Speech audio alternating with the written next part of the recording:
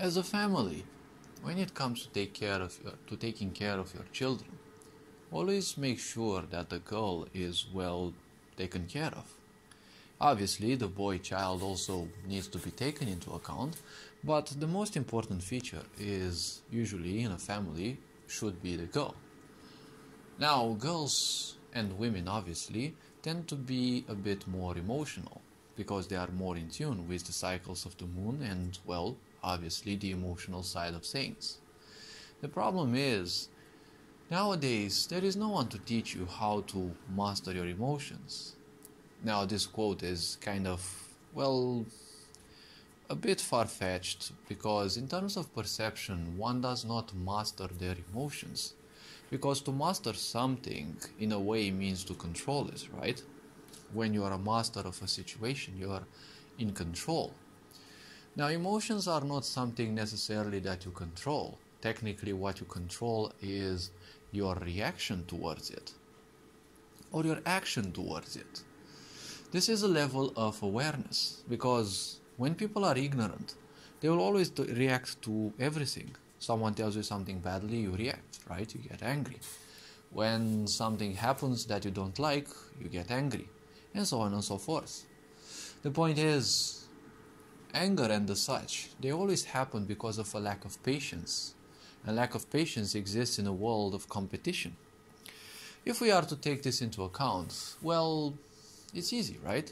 Because if children are born, well, multiple children are born in the same family, they are obviously in a competition. They are naturally in a competition because they will feel sooner or later that they have to compete for their parents' love. This is, well, something that happens naturally, but as a parent it is your responsibility to make sure that your children are well taken care of. And, well, when they go to school, most of the schooling system of today, well, it's the same thing. Teach children how to be in a competition and hate their friends because they took better marks. And obviously, stupid parents take a great part in this.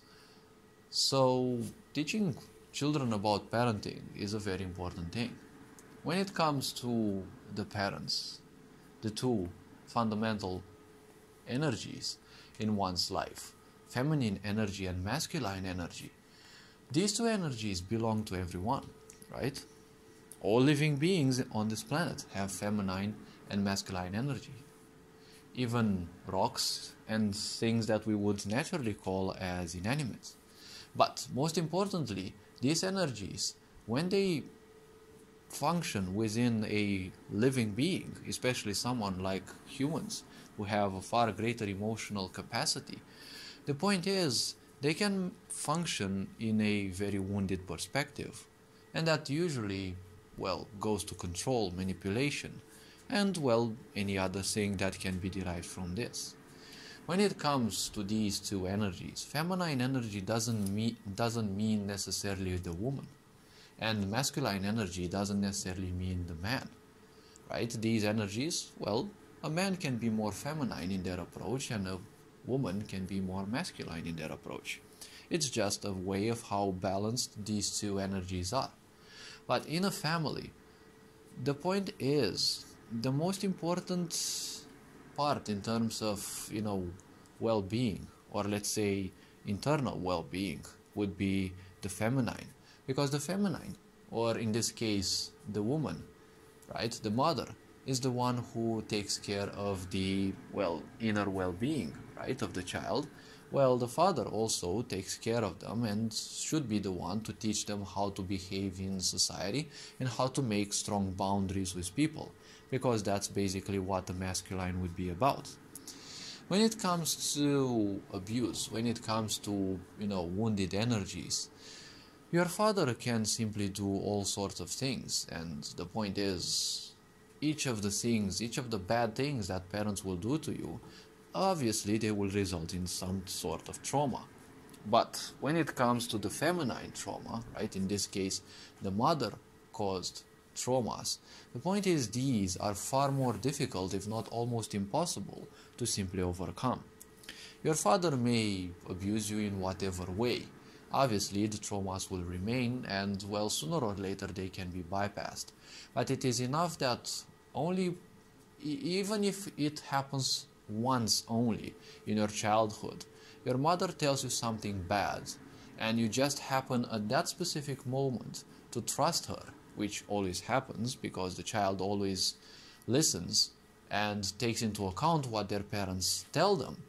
The point is, it is enough as a mother to tell your child once that they're a failure or there's something bad that, well, that thing will haunt them forever and will basically inhibit them for the rest of their life. When this happens, the point is you have directly committed a crime. You have limited your child's potential. So the point is, as a mother, you are far more important for the well-being of the child. Not that as a father you should be less responsible, but the point is, even psychologists say that it is much harder, if not impossible, to simply recover from mother-induced traumas. An example would be that of Thomas Edison, a video that I saw quite recently. It was said that at his age, around, 12 years, or I forgot the age exactly, but when he was at school, one day he and his mother were called to the school.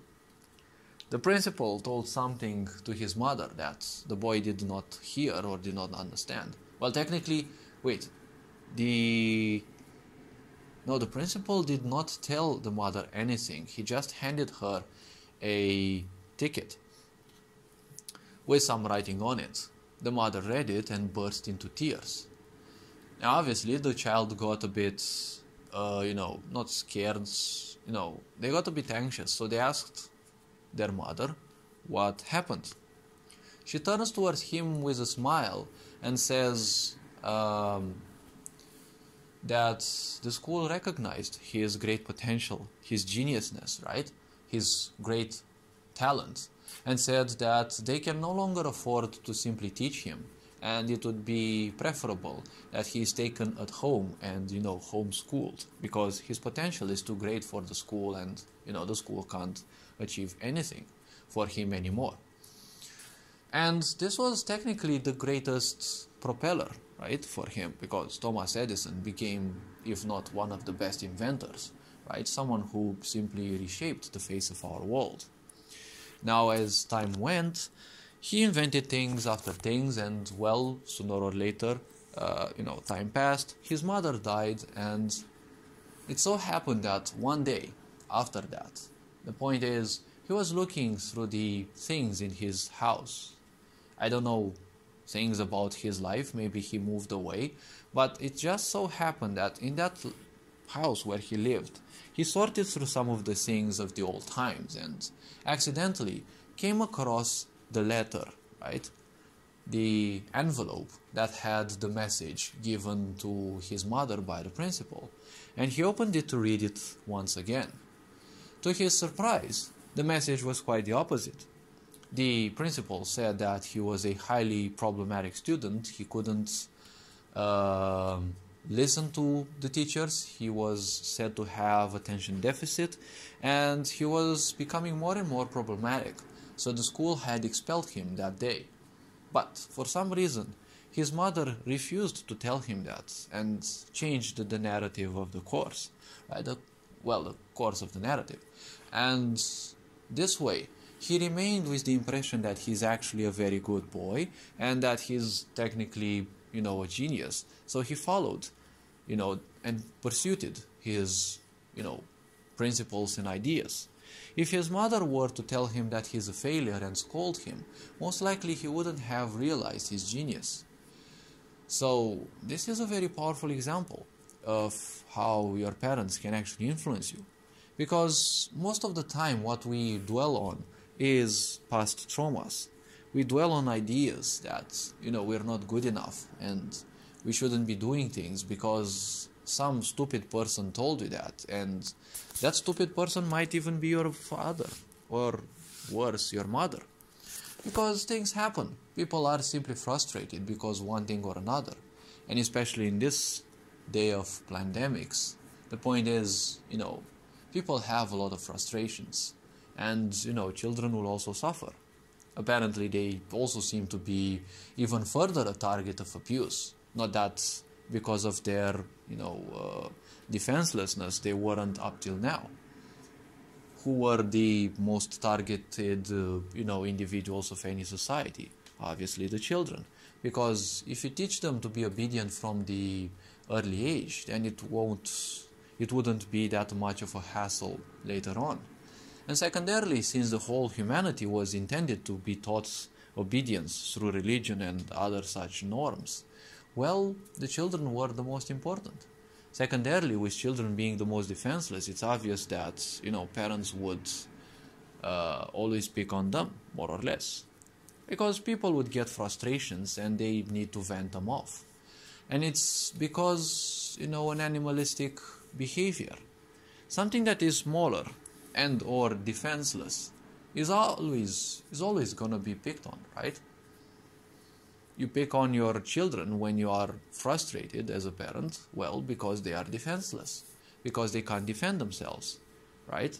This is an animalistic aspect. If you look in nature, a dog will always pick on a cat because the cat is usually smaller.